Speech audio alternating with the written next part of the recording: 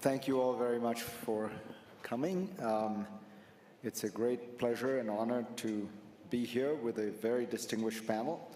I would also note that my cameras are here for my show, so I'm sure that on the subject of the international economy, there will not be huge outbursts of spontaneous applause or booing, but were you to have such an inclination, I would appreciate it if you would not do it, because the cameras will catch it, and it will not work so well for the television show. So don't stand up and cheer or boo, and please turn your cell phones off. Those are the only constraints within which we're operating. We will take your questions after we get through an initial period of a conversation amongst ourselves. What I want to do is begin by just quickly, not really introducing, but reminding people of who are on the panel here. Kristalina Georgieva, who is, of course, the managing director of the IMF. Ray Dalio, who founded what is the world's largest hedge fund and has written a really extraordinary book that charts 400 or 500 years of economic history and draws conclusions and establishes patterns and draws conclusions from it. Andrej Plenković, the Prime Minister of Croatia, and Valdis Dombrovskis, the European Vice President for an Economy that Works for People. This is a new title, or at least as best I know, but better known as the EU Commissioner for Trade, which is a very powerful position, because people often talk about how Europeans are not united. Well, on one issue, they are very united, which is trade, and they operate like a superpower in that arena. And so the world is really on trade issues, a tripolar world: the United States, the European Union, and China. What I thought we'd do is get a sense from this extraordinary and distinguished panel first, just where are we in terms of the challenges before the global economy right now. I can think of really no one better to do it than Kristalina, who has run a country, come out of, has had the experience of coming out of a communist economy, the emerging reality of capitalism and democracy, now has been running the IMF with extraordinary skill and integrity, I may say. So, Kristalina, tell us, what do you think is going on? We are faced with a crisis upon a crisis in a fairly short period of time. Two shocks that are exogenous to the countries that are experiencing. So even countries with strong fundamentals can be brought on to their knees as a result. What we face today is the realization that our interdependence is so high, demonstrably a virus in Wuhan forced us to press the pause button of the global economy for 2 years, and the unthinkable, a war in Ukraine, is causing hunger in Africa. We have downgraded our projections for growth in a short period of time twice. In January, why? Because Omicron caused tremendous disruptions of supply. And then in April, because of the impact of Russia's invasion of Ukraine, the sanctions that were imposed as a result. And since we downgraded the forecast from originally 4.9 to now 3.6%, three things happened. Tightening of financial conditions, appreciations of the dollar, and further slowdown of China as a result of lockdowns. So further downgrades are not out of question. But I want to immediately say what worries us more is not the fact that we have these downgrades, because from 3.6% to get into negative territory for the world economy, there is a long way to go. What worries us more is the risk that we are going to walk into a world of more fragmentation, with trade blocks and currency blocks separating what was up to now still an integrated world economy. And here is the paradox. What did the two crises teach us?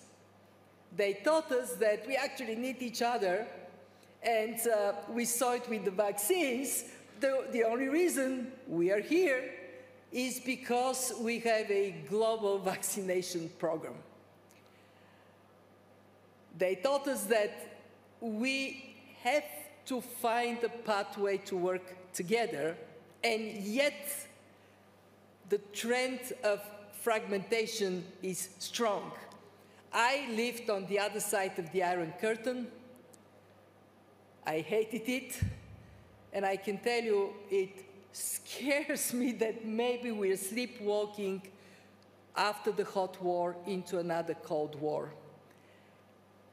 What is reality today for it? Reality is that we also learned from these two shocks that we need to pay more attention to security of supplies, because more shocks will come in the future. And therefore, the old concept of economic efficiency only based on costs is no more valid. We do have to integrate security of supplies in that concept. But this need not take us to making our future one of more division and inability to sort out problems for which we need to be together. Take climate change as just one example. And in our view for it, what it would take is to actually be relentless in identifying what are the areas where we must and we can and we should continue to work together. So, Ray, you tell us what you think, how this fits in to the historical patterns that you've been studying so carefully.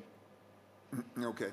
Just so everybody knows, I'm a global macro investor, so all the liquid markets in the world, and I've been doing that for about 50 years, and I am just that makes me not ideological as much as just sort of practical. How does the machine work?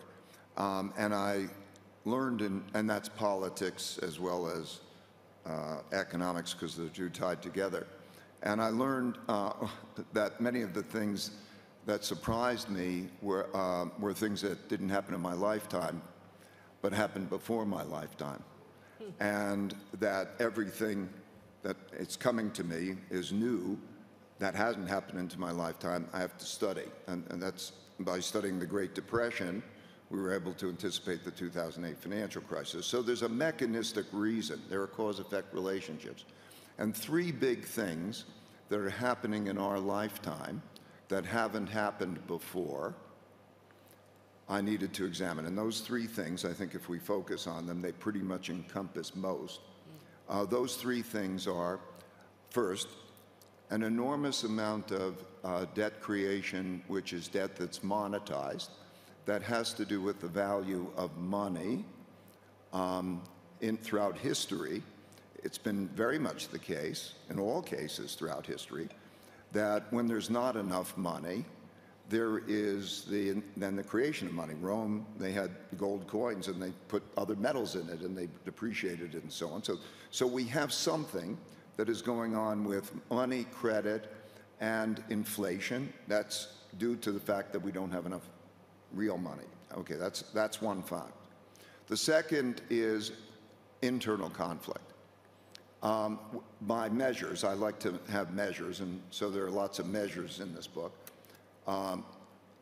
We have populism of the left and populism of the right that are irreconcilable differences. History shows that when the causes that people are behind are more important to them than the system is in jeopardy. And so if you look at populism, or you look at the size of the wealth gaps, or the values gaps, they're the largest since the 1930 to 45 period, and it's understandable. And the third is the great power conflict. We began our world order in 1945, and the pattern repeats all the time. There's a war. The winners of the war determine the world order, the rules of the game. That's why the United Nations is in New York and the IMF and World Bank are in Washington. And then you have the world order and the dominant power. The United States had 80% of the world's money. Money was gold. And it had half the world's economy, and it had a monopoly on military power. And as that power changes, then you have great power conflict. And so you're having these three things happen again for basically the same mechanistic reasons. And if you go back through history, you see that they repeat over it. So they have this cause-effect. So I think that when we look at the future, and we calculate for just year by year, we're now in 2022. We're in the part of, they always do it the same way. You have a downturn, and they print money and credit because that's the way that you stimulate the economy and so on. It produces inflation. They tighten monetary policy. There's a trade-off. And there we are. Now, then you take that forward and you look at 2022. There's a political thing going on. We're going to have midterm elections in the United States. We're going to have a change in government, the 20th People's Congress in China, and so on. There's a political thing going on. And then you take 2023 and 2024, and with this populism, you're going to have possibly irreconcilable differences. In other words, it's entirely possible that neither side accepts losing in the domestic. And so when you have that going on, you need the historical context. So mechanistically, that very much looks the same. That's fascinating, Ray. And both you and Kristalina talked about this issue of governments being forced to act.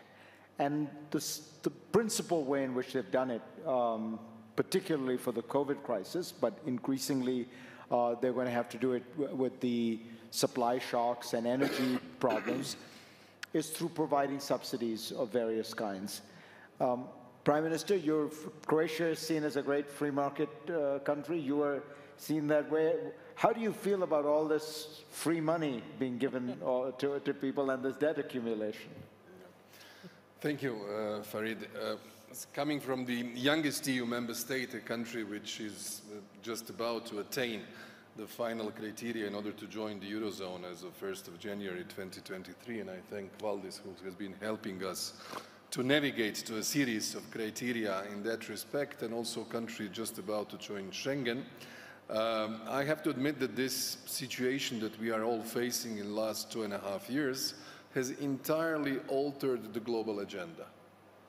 This was supposed to be the decade of digital revolution or evolution, and the decade of green transition towards the global climate change goals. What did we do since last Davos? We were in pandemic, crisis management for 2 years. As soon as it was trying to eclipse a little bit from our attention, we have the Russian aggression on Ukraine, violating everything that we know about international law and international system as we know it, attacking brutally a member state of the United Nations, causing threefold crisis. One, greatest tragedy for the Ukrainian people and the incredible humanitarian refugee crisis. Second, leading to a spike of energy prices. That in turn leads us into a situation where we are all, due to the fact that the raw materials prices have risen, due to the fact that the construction materials have risen, prices due to the fact that food prices are rising. We are all facing inflationary pressures. Why am I saying this as an introduction? I come from a center-right party, EPP. We are supposed to be free market economy, social market economy, liberty of entrepreneurship, responsibility of an individual. This is the triangle of our political philosophy. And then I look at my own track record. What did I do in the last 2.5 years? I never stopped intervening. my critical task was to avoid the social fracture. And we were facing the most incredible social fracture. We as a government ensured salaries, bear in mind we're a country of a little bit less than 4 million people, we paid salaries to 700,000 people in private sector. And we sustained it. It never happened before. It was unimaginable before. We pardoned all possible levies and taxes to our businesses in order to help them bridge the crisis. Now what we are doing when the energy crisis has hit us, again, a package which was up to 1% of our GDP 2 months ago, in order to ensure that people who are vulnerable have social transfers to subsidize their bills for electricity and gas. To people who are elderly, we made a one-off huge investment for pensioners, putting down the VAT and other taxes, helping farmers, helping agricultural sector, helping households and micro, small and medium-sized businesses, because otherwise for them it would be untenable. And in that perspective, I think that we have all found ourselves, this was not only thanks to the Croatian funds or budget, it was also in the synergy of the European efforts. And I think that what my message was that we had a big problem with COVID and we had a big answer at the European level jointly. I think the EU Next Generation is a unique joint effort to help the citizens and the member states. Now, with the Repower EU, we are doing almost a like exercise of a smaller magnitude, but still with the objective that the state or the union at the European level serves its purpose. Now, the citizens can feel why the state exists in crisis and why the European Union is good and profitable actually for our citizens when they need it the most. Commissioner Dombrovskis, how should we think about the economic crisis that the Ukraine war has created? Kristalina talked about the dual crisis, and the most recent one, of course, is this economic crisis, that it is the crisis of the war itself, but then the economic crisis created throughout the world by this war. What is the best strategy to deal with that economic crisis? First of all, we need to deal with root causes of the problem, and root cause of the problem is Russia's aggression against Ukraine. That's why EU was so determined to provide all necessary support for Ukraine to defend itself, to win this war. That's why we are putting lots of pressure on Russia. Already 5 sanctions packages are agreed and 6 sanctions packages being negotiated, because the faster we stop the war, among other things, the faster we stop the economic implications of the war, because there is a risk of this war getting both protracted if Russia manages, so to say, entrench itself in currently occupied territories, or there is a risk also of this war to spread, because Russian politicians, Russian propaganda are making no secret of willingness to invade also other neighboring countries. So from both point of view, it's important to contain Russia, and that's important from security point of view, but that's important also from economic point of view. Second, what was already said, one of the channels how economic crisis is affecting the EU and indeed other countries is high energy prices. And there, in case of EU, well, we have a dependency on Russian fossil fuels, and we need to get rid of this dependency. Well, we already have prohibited imports of Russian coal as part of the sanctions. We are currently discussing oil embargo, but I would say sanctions or not, we anyway need to move fast away from Russian fossil fuels, and for this, European Commission has presented a plan, a Repower EU plan, which outlines how to deal with this. If we go beyond specifically Russian fossil fuels, we see that in any case, fossil fuel prices are high globally, so it makes sense for us to move faster on the goals of the European Green Deal, phasing out fossil fuels altogether, moving to renewables, investing more in energy efficiency, in other measures which actually reduce our dependence on fossil fuels and volatility of prices of fossil fuels. So part of our strategy, Repower EU strategy, is to accelerate this rollout of renewables and accelerate the rollout of European Green Deal. In between, obviously, we need to mitigate the negative consequences, and Prime Minister Plenković, other colleagues already spoke how it's done. Well, from the EU side, that's why we provide EU member states with flexibility, both concerning EU fiscal and state aid rules, so that EU member states have this room of maneuver to respond to the crisis and to support vulnerable households, to support companies. There, however, I wanted to sound a note of caution. Already now we see that budget deficits and debt levels are elevated in EU member states. Debt interest rates are gradually growing, so this era of very easy money seems to be coming to the end. So also there we'll need to strike the right balance. So when you look at the scale of the problem, Kristalina, you just signed a $44 billion package for Argentina, for little Argentina.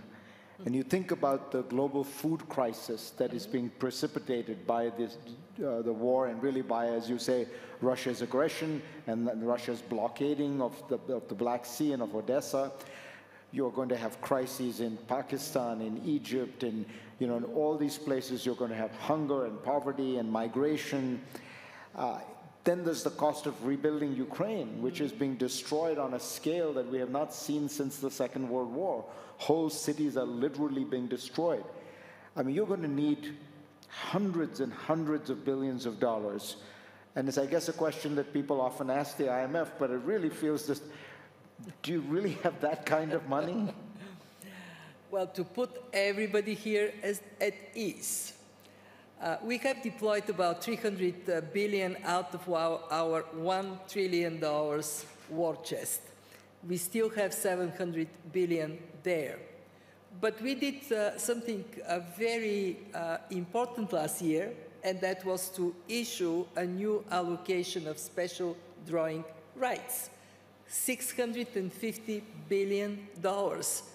For Ukraine, for example, that meant a $2.7 billion injection that does not add to that, because special drawing rights are this magic thing when we use the strength of all our 190 members to put forward reserves that is at no cost to anyone. But we did one more thing, and it matters in this crisis. We turned to our members, some are here, that are with strong position, and we said, you're getting these reserves, but do you really need it?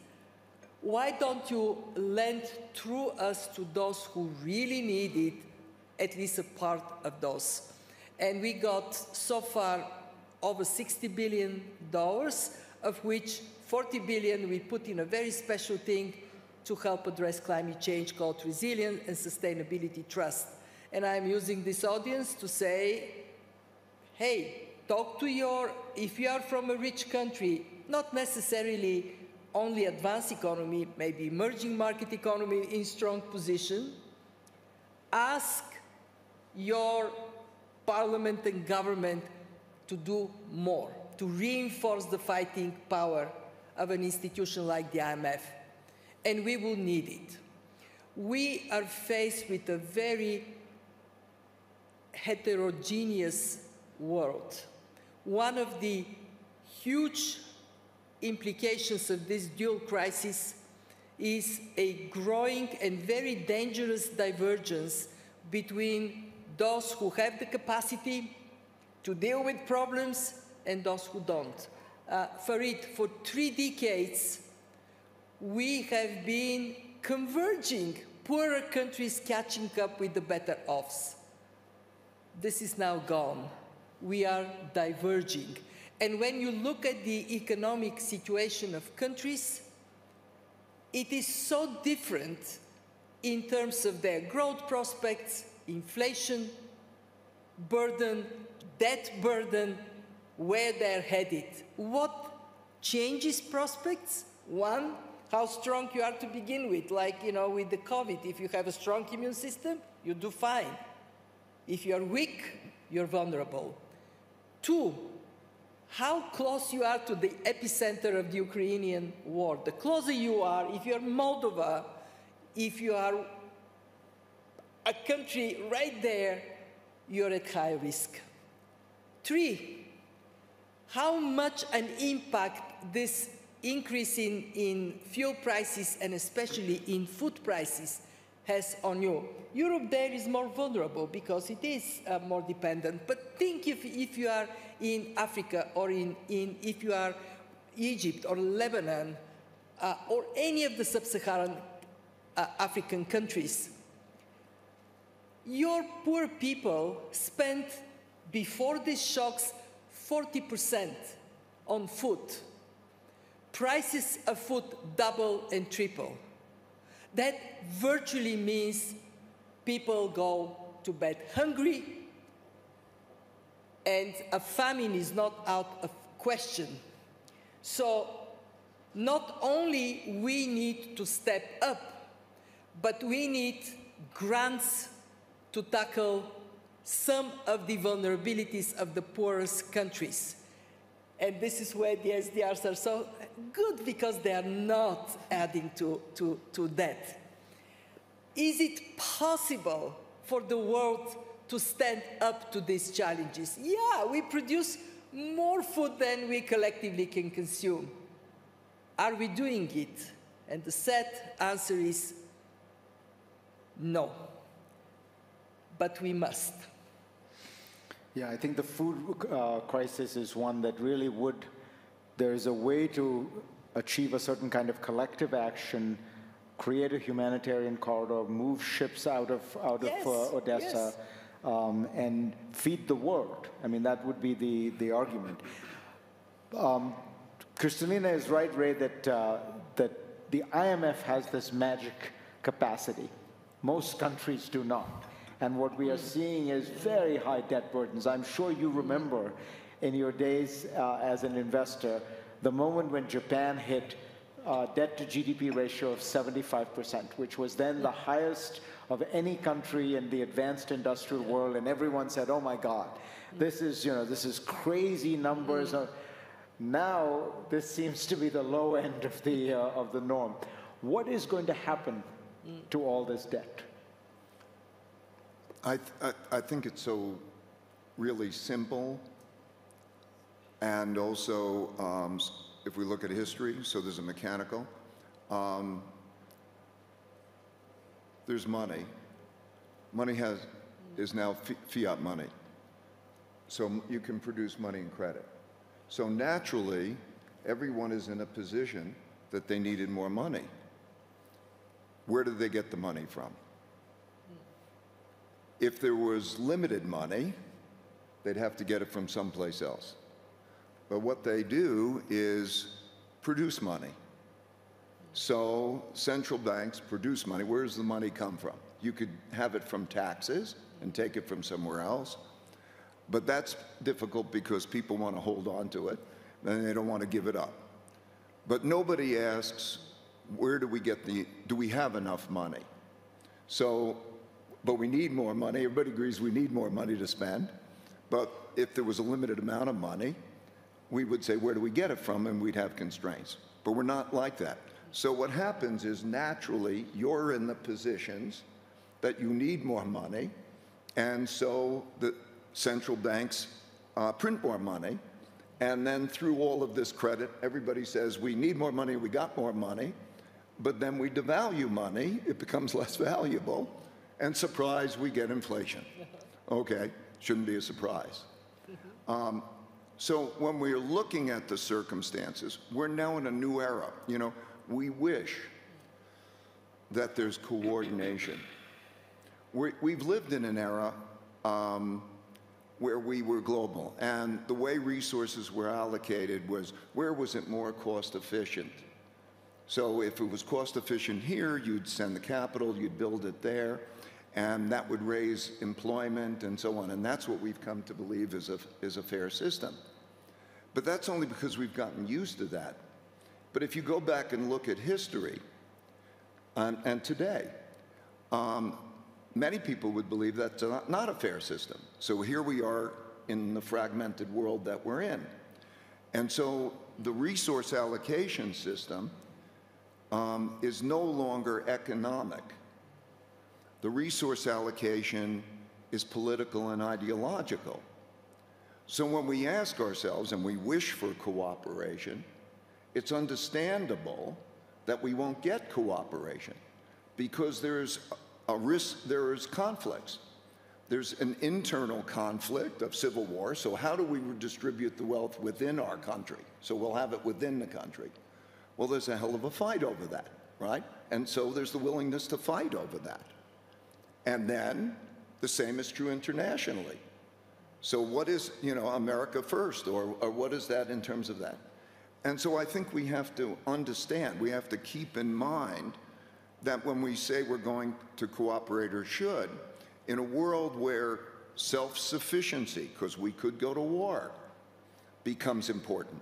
The efficiencies are no longer the most important things. Survival is the most important thing. The possibility of a war is an important thing. And it changes behaviors in ways that are logical, but maybe undesirable for those of us who are in a perspective that we believe that we should be in this together. And how do we work together? So I think it's all understandable. Okay, so that depreciates the value of money. We are going to have more conflict. We're going to have more inflation. Inflation causes domestic political conflict. So it'll be a big issue in the 2022 elections and the 2024 elections. That's just how the machine works. And in the meantime, we have, and the war in the Ukraine and Russia, and with China is understandable in terms of a big, you know, the big powers conflicts. And so we see the world, if you read history and you see this happen over and over again, you see the world is now breaking up into sides. It's like there are allied powers and there are axis powers and there are neutral powers. And those ideologies become the dominant consideration. So it's entirely possible, for example, that we could see in China and so on, that it's no longer desirable or politically acceptable to do business in China. It may not be. Now you think about how intertwined the world economy is. 22% of American manufactured goods imports come from China. So not just imagine the implications for inflation and the inefficiencies. That's just mechanistically what's going on.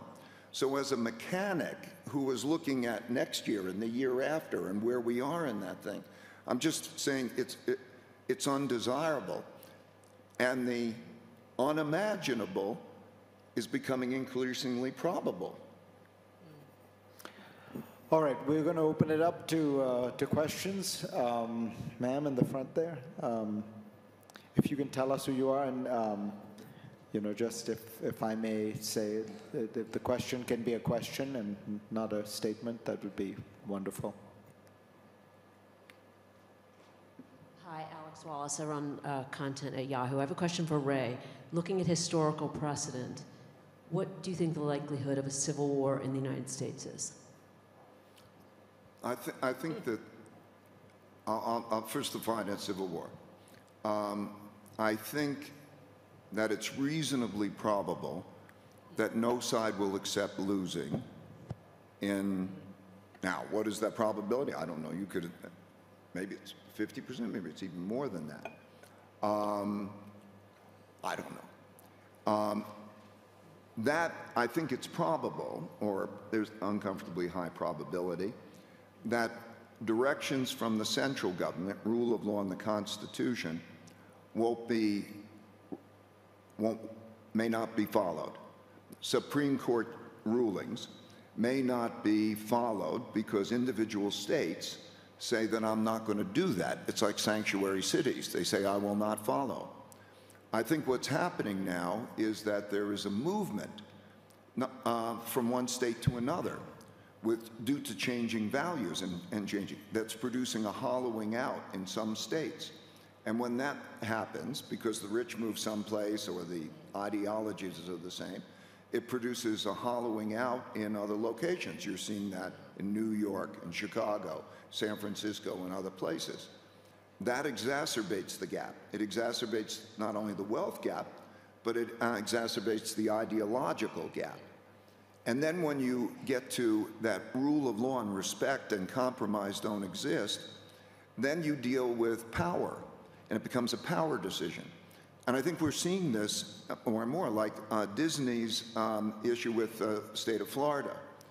You know, in the world mostly that I grew up in, it would be that they would respect, they have different views and you respect it. It becomes a power thing. State of Texas might not have Citibank issue the bonds, and so on. And it becomes more and more that kind of conflict. So it becomes a power thing. I think that's developing in that kind of a movement in that direction. That's a very scary thing, because when you don't have rule of law or you start to have fighting, it's a different world. I think there are signs of that, and history has shown through times that when there are these populism on the left and populism on the right, a populist is an individual who will fight for you, and so for each of the sides. And when they say, I'm going to fight for you, they want fight to win, and there's no compromise.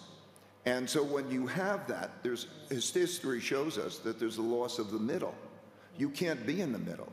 You have to pick a side and fight on that side. So you could see in the French Revolution and the Russian Revolution and the Cuban and the Chinese and so many others, they lose the middle because you have to pick a side. And the way it's resolved is that there's a conflict, a war, and who has the power. So I think that these things are emerging. Yep. All right. Can we get somebody else have a question? I think if...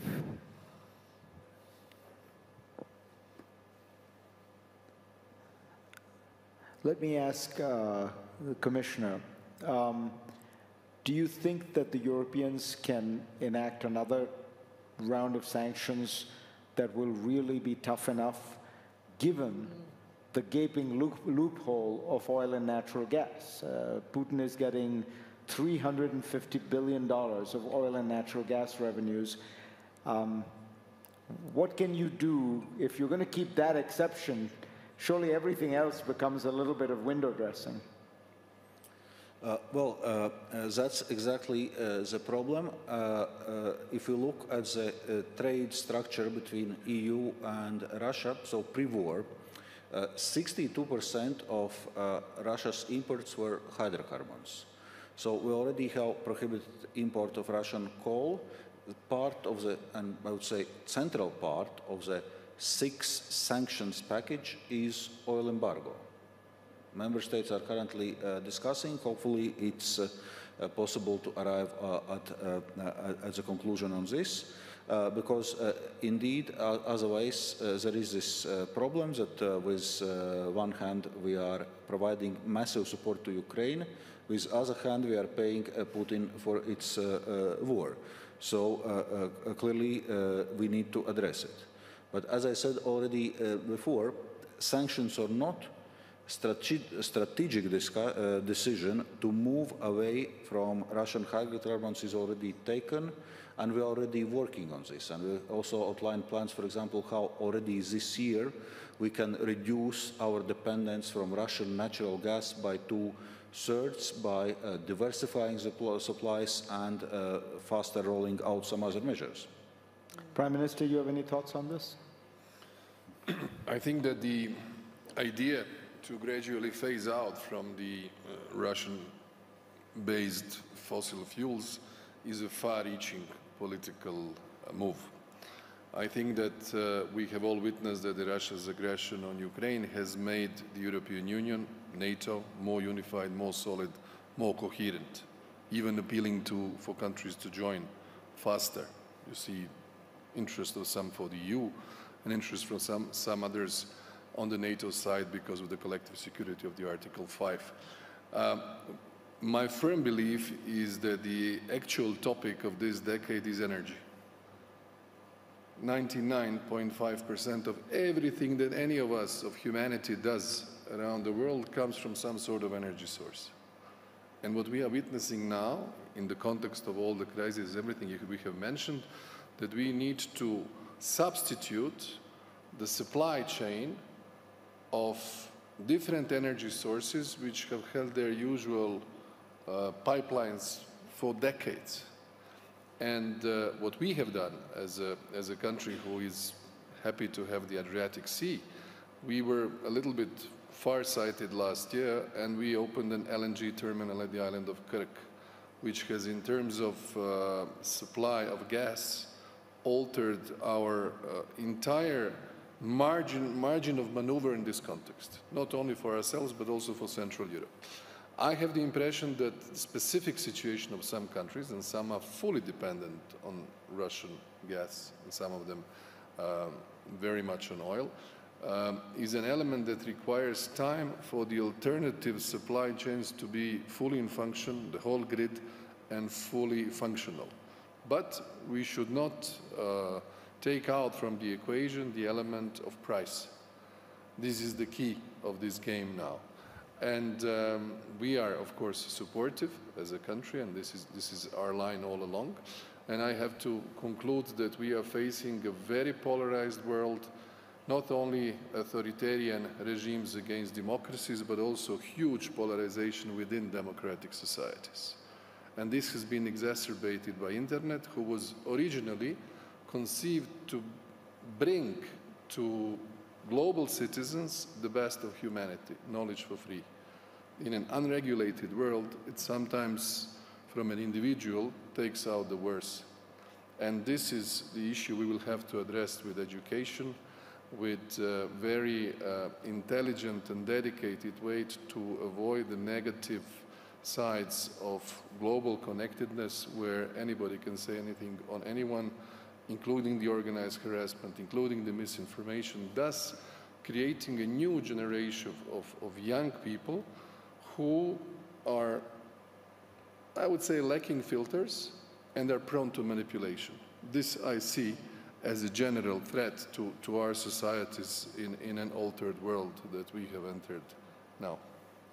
I want to ask you, Kristalina, to close on that theme, which is, you're somebody who came out of the Iron Curtain, out of you saw this new birth of freedom for your country, for yourself. Do you worry that we are moving backwards, that we are moving towards illiberalism, protectionism, fragmentation? Yes, I do.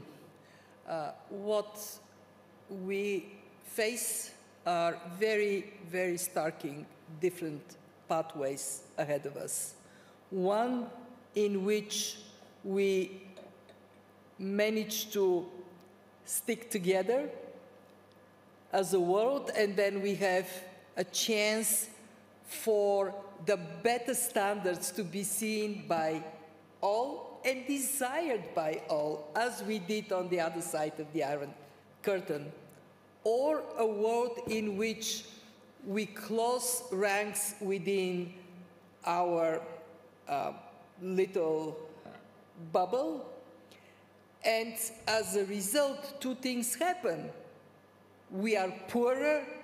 Just technological decoupling would cost us 5% of GDP at least. And we bring down the standard of liberty and freedom for hundreds of millions of people. We should be very careful which pathway we choose. Also because we have a looming climate crisis that we cannot possibly resolve one block at a time. So my plea is for us to think of these choices as companies, as countries, as organizations, very carefully, because the unintended consequences can be quite grim. You tell us we are done. We are on a pathway of separation. I'm an optimist. I don't believe. Yep, okay. Can we? I don't mean to interrupt. Take a second. No, please do. No, I think it's all on how we are with each other. We have the highest amount of GDP. We have the greatest longevity. We have technologies, the ability to be productive, and so on. No, I agree with you. I think you're at a juncture. And the juncture is how we are with each other. That totally comes down to how we are with each other, so we have a choice. Right. I think you're, in a sense, saying the same thing. There are structural pressures, and you're saying, but there is still room for human action. Well, what I'm trying to say, they're not short-term pressures. They're big. You need a restructuring. Right. You need, in a sense, a total restructuring and a dealing with that of the debt and the social and so on. So the capacity exists within us to work well together. It does exist. The probability of us working well together for the common good and working that out is low. That's all I'm saying. But we have the power to do it. And we need you, Farid. We need the media to amplify the voices of reason. And also the fact that majority of people are good, maybe not perfect, but good. There is this minority that are hateful and evil, but it is their voices that dominate today. So please amplify this voice of reason and goodness and care for our future. Thank you all. This was a great honor. Thank you.